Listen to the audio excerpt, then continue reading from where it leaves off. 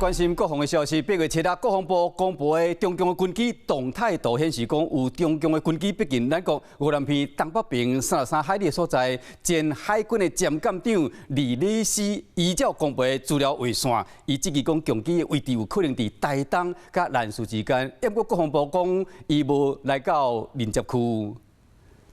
共机强舰达江报道，到今仔日下晝6點鐘、24點鐘，各15架次擾亂台灣，其中11架次侵入咱台灣西南和東部空域。今日看動態圖下面加一撮，本圖並不是按實際比例顯示，全是因為這件代誌。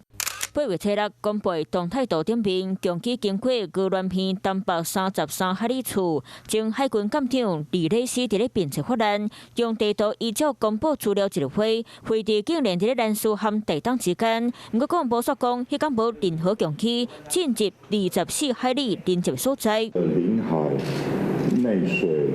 或者是停接區等等這些的定義，我們國防部都是依照我們國家現行的法律所劃設的範圍來做一個規範跟應處。伊意思是為範圍和應處標準無相稱，落尾佇咧動態圖頂新增加警語，麻煩積極專業性。國外對我們航機圖的專業性的部分，就是主要的目的是要讓我的國人了解共機共軍，它對我的擾台的一個狀況，怎麼樣在兼顧我們國家安全的前提之下，那麼再來向大眾做一個說明。但是沒有進入24海里這件事情是確定的。